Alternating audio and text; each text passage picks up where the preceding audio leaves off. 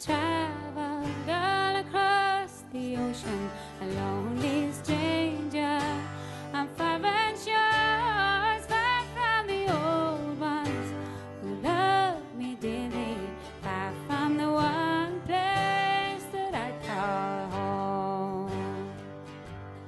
I have wandered forbidden cities, made my wish by the way that was through my silver in the Rio Grande. I found my dream of going home. Maybe it's the mountains high above the valley. Maybe it's the long road that winds on down. Maybe it's the sunbeams that kiss the water. Maybe it's you that keeps calling me home.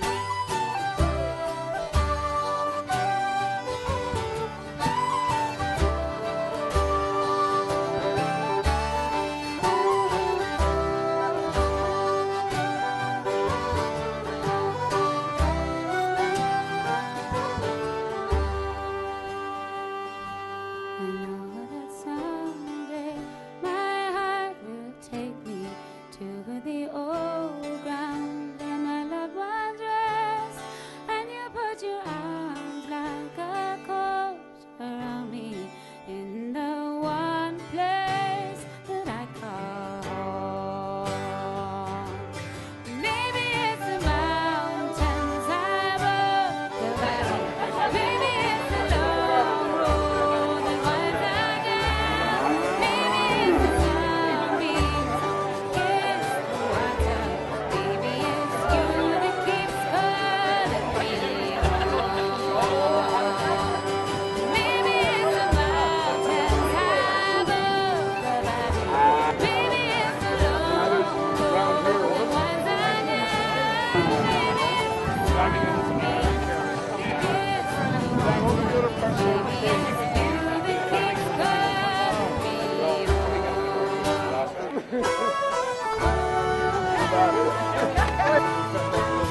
Lovely to meet you. How are you?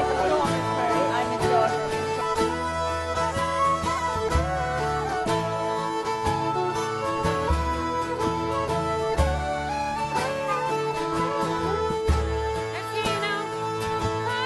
Maybe it's the mountains high above the valley. Maybe it's the long road that winds on down. Maybe it's the sunbeams that kiss the water. Maybe it's you that keeps calling me home. Maybe it's the mountains high above the valley. Maybe it's the long road that winds on down. Maybe it's the sunbeams that kiss the water. Maybe it's you that keeps calling me home. Maybe it's you that keeps calling me home. And you can see this afterwards. We'll have it left up in the event tent. Bobby's father, Bobby Kerr, his grandfather, Frederick Kerr, was born across the road here. Actually, you can see in the side entrance to the spar. And he was born here in 1897. He was a second son to Bobby's great-grandfather, Samuel Kerr, who was married to Elizabeth Flanagan, who had the post office just down in Bridge Street. The two families were here for quite a length of time and went over and back between both premises. And Elizabeth Flanagan then on the maternal side, his great-grandmother, both of those families, the Flanagan family great-great-grandfather and his great-great-grandmother Elizabeth O'Neill, who the O'Neill family claims that they had stopped off in Strokestown on the way back from the Battle of Kinsale, and therefore that they actually were in Strokestown before the Mahons. So this is the original Strokestown family. So that's just a rough idea of it, and it's very clear, and his great-great-grandparents' graves are up in St. John's behind the church, and we know his great-grandfather came back to Strokestown to be buried in the family vault. So that's just a rough idea of the connection, and a big thank you to Michael Lennon, who's here somewhere, who was the genealogical brain behind all of this. Apologise for being very remiss in not also introducing Suzanne Kerr, Bobby's older sister, who told us quite rightfully today that she was the oldest in the head of the family and that this was her oldest house. Let's have a big round of applause for Bobby and Dean's family. Thank you very much. I'm absolutely touched and honoured to be here today. I'm here with my sister Suzanne, her husband Pat. My daughter Rebecca is also with us. And firstly, there's just so many people I would like to thank. I'd like to thank Carolyn for hunting me down, and Jim for his hospitality, for Michael for the wonderful research and genealogy that he did on our family, for John for showing us around the wonderful, wonderful house and its gardens and all that. So we really have had a fantastic day. And I was down here maybe 2 years ago with one of my colleagues, Ronan, over selling Insomnia coffee to Percy Hanley, not knowing that I was standing in the shop where my ancestors came from. And Percy and Francis, his son, kindly gave us the business, and we've had the coffee over there now for nearly 2 years. But what a coincidence when I find that my great-grandfather was born in that house. We got a lovely welcome from over in Sheehan's. We saw all the nostalgia of the old post office that my great-great-grandaunt Elizabeth used to run. And like every family, we had skeletons in the closet. We were Methodists, then we were Protestants, then we were Catholics, so we're not sure where we're going to go next. Also, there was a couple of drinkers and carousers in there, fellas who went off to England on one-way tickets. But like every family, there's complexity and there's fun and there's history, and it just really is a true honour for me to be greeted with such a welcome here from all the people in Strokestown, and I thank you from the bottom of my heart. Thank you. Bobby, we want to get Patricia here, who is on our committee, to give a little gift to Bobby, a little momentum of thank you, Patricia. the occasion. Thank you so much. Well, appreciate it. And thank you. Wonderful. Well, yeah, thank you so much. Appreciate it.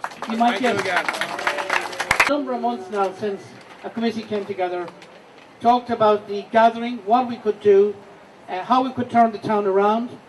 Caroline here has been absolutely fantastic with us. The rest of the committee, every one of them have worked so hard. They've put in so much time. But you know, for me, and I think for the committee, over the past 9 days, the sight of virtually every day, you know, young children enjoying themselves as part of this festival. We had, I think, 52 children on a children's treasure hunt up and down this town last week. We had an exhibition from the fire service where I think up to 40 children came and enjoyed what was a wonderful afternoon put on by our fire service here in town. We had a lot of free events over in the library, and I want to thank Roscommon County Council and the librarian for their help, where we had storytelling for children and other things going on. We had junk modelling workshops, we had drama workshops, we had art, we had all that going on every day. And as many people said, it was really a full programme. So the committee were always conscious of, you know, having young people inclusive. And then we had our show committee coming along. John is the chairman, and the members. And what they have done here on Bond Street today, this town, this parish, this area can be very proud of them. Because I've heard nothing but positive comments as how, in this day and age, you could put your cattle in your pens, your pigs in the barrow, your sheep in a little pen, people dressed up in the old costumes. What a wonderful event to finish off here today, and to have Bobby with us and the Ty family with us. So I really would like you to give a round of applause to our show committee and everybody that helped.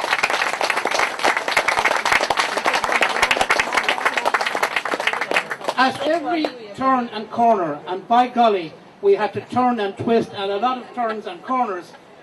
For help, we got it. We got it from the people of the town, we got it from people outside the town. We had to deal with buildings that were dilapidated. By the way, we're going to bring Bobby back because I think he put lots of businesses, lots of small little businesses into this town. Now that we have you, we're going to keep you. You're not getting away.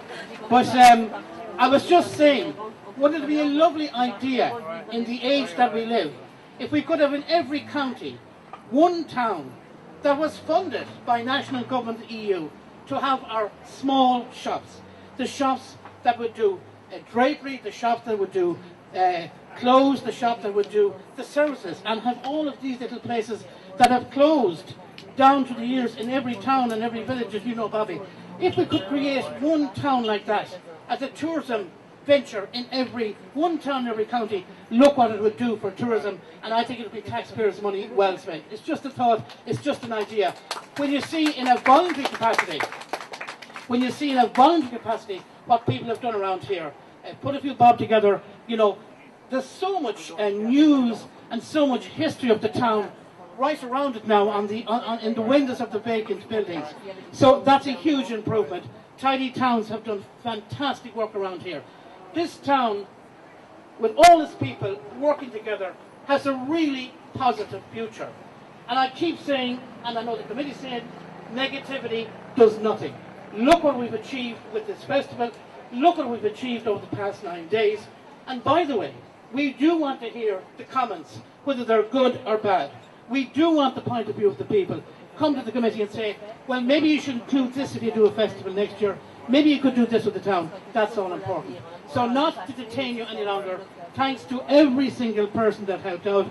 It was a huge community effort. And by the way, Martina from the events company was absolutely fantastic and helpful to us as well.